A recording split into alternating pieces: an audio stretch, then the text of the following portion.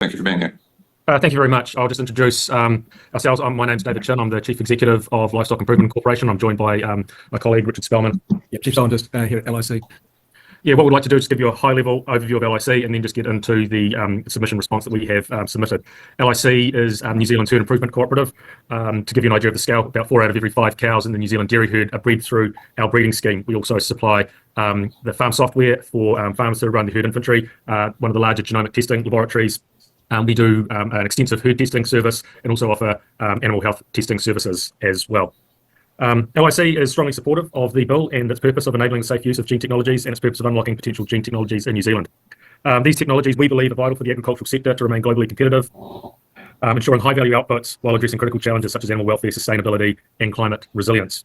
As an innovative organisation and one of the largest private investors into R&D as a percentage of revenue, LIC continues to actively explore gene editing as a breeding technology, and the end of the effective ban on gene editing under the bill would allow LIC to provide significant benefits to New Zealand dairy sector and wider population. I'd just like to hand over to our Chief Scientist to maybe go over some examples of where we see the applicability of gene editing. Yep. So LIC has invested into 2 programs recently. So we have a climate smart cow piece of work that we're undertaking with ag research. So this is a genetic variation that LIC identified 10 to 15 years ago, which confers heat tolerance to animals, as well as in a traditional breeding program, which we're now 14 years into and still have another 2 to 3 years before we can get to market. We have been doing gene editing work directly with ag research and have generated animals on the ground which have conferred heat tolerance. We're also working internationally as well. We have a project which is working with the Gates Foundation and an American organisation that does gene editing, where we're gene editing animals for heat tolerance and other health and welfare benefits, which will be working to distribute into Africa in the next 4 to 5 years. So we have working experience with gene editing. We have a research program underway which continues to find genetic variations in the population, which we would look to be accelerating through this mode. And that's the end of our part. We'll just hand it over to the panel for questions. Okay. Thank you, Mr. Chair. Thank you, LIC, for your and opening up with the work that LIC has been a part of creating a massive genetic wealth for New Zealand and our dairy animals. I'm just reading through your submission. I'm really interested in hearing you talk about the gene technology regulator proposal you've got in there. You've suggested moving it from the EPA to MB. Could you just elaborate on why you think that would be a good idea? We think this is just creates better alignment with innovation goals and stimulating growth in the primary sector, and that would be a better role, a better place for it to sit. So is that is it a push or a pull factor that you're referring to, or both? And could you elaborate on either? It's a bit of both, to be honest. And we think they, as per the previous discussions, balancing the risks of this technology with the commercial benefits, we just saw it MB in a better position to balance both sides of those arguments. So it sounds like you're saying the permissive nature of this bill would be better at home in an MB situation. Yeah, thank you. All right. So you give the example of the polled cows, that the hornless cows, and are you aware of the antibiotic resistance that was conferred to them? I presume you are the literature on that. No, I'm not across that one at all. Yeah, so one of the effects of that gene edit was to confer antibiotic resistance. That would be a major problem, wouldn't it? I certainly would like to see the literature on that, because I certainly haven't. I've talked to a lot of people about the whole gene editing that's happened in probably 3 or 4 different labs in the world, and haven't been aware of that. Right. Thank you, Mr. Chair. So LIC puts out a team of bulls every year, and a few years ago, maybe a decade, there was a bull called Checkpoint, and I believe there was some issues of, I can see small areas, heritability. How would those? I think it was dwarfism could be passed on through Checkpoint's genetics going down. How was that mutation arrived at? Was it through genetic modification, or was it through standard breeding, as we call it?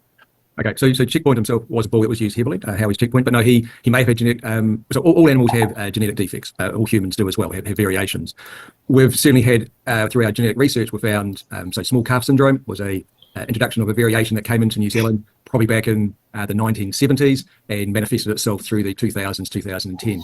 And that was found through farmers observing information and also the the depth of DNA information that we have across our animals, and combining the phenotype with the DNA information, we could find that variation. So we do things now where so every bull that we purchase and use commercially, we sequence through the animal's genome and read all 3 billion base pairs and try and find new variations, so de novo mutations that may confer quite a abrupt phenotype in the animal. So there's a lot of measuring the progeny to see how they perform, but also looking at the DNA of those animals before they use widely. All right, Hamish. Excellent. I'm just following up on that answer. You sequence your cows to find potentially mutations which confer beneficial advantages. What regulations then do you have to follow to further breed that cow? At the moment, no regulations at all. I mean, so no. Thank you very much. Yeah.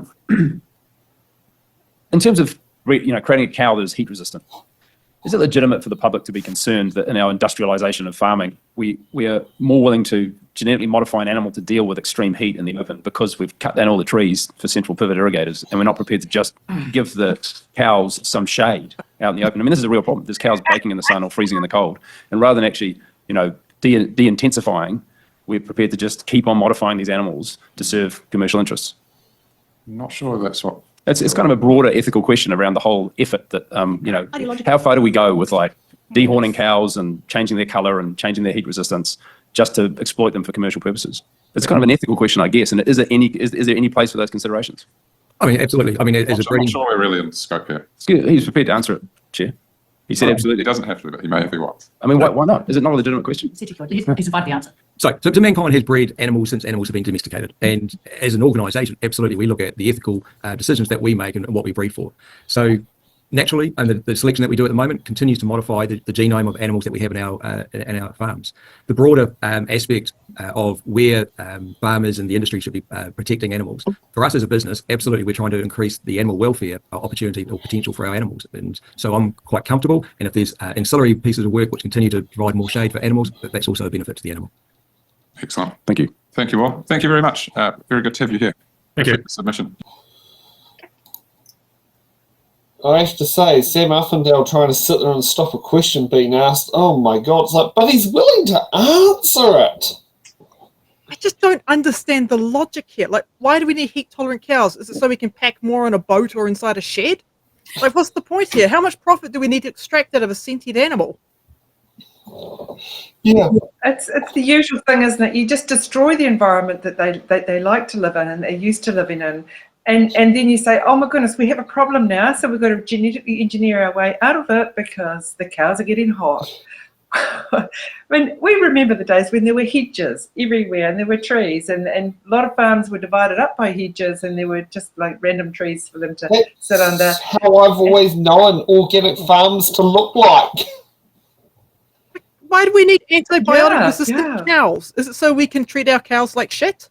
No, that was a mistake. Yeah. Oh, that was a mistake. That wasn't deliberate. No. What happened was they were gene editing for these hornless cattle, and why do we need a hornless cattle? Exactly, you said it. But see, what happens when you're working in the lab is no matter how careful you are, no matter how sterile your technique, there's always contamination. There could have been, and also what happens in your selection processes when you're selecting for the genetically engineered stuff is that you plate it on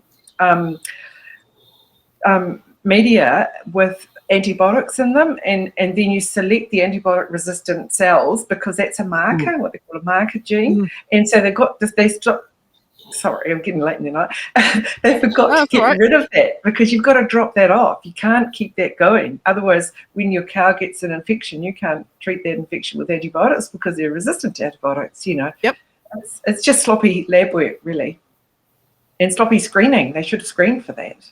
And we've had so much failure with all the animal trials that we've been doing here for the first 10, 15 years. It's like I think there was one animal that actually lasted 1 year before it died. Everything else and the scientists were leaving because it was just so gruesome watching these poor animals. And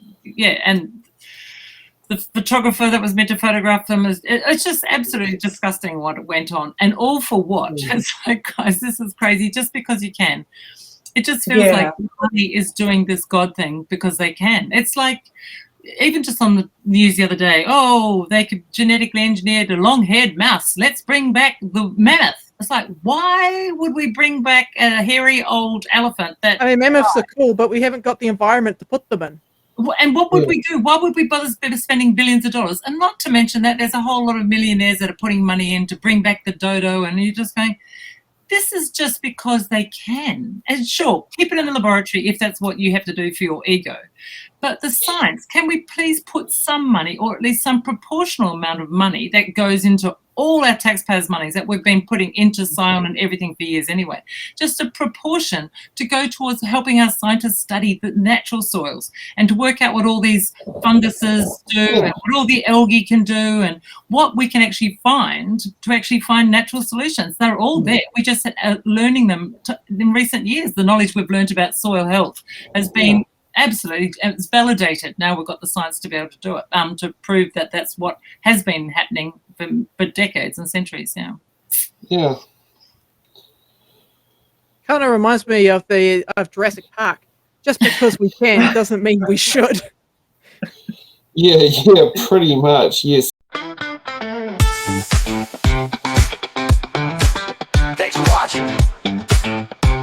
Make sure you're subscribed to our Facebook, YouTube, Twitch, Instagram, TikTok.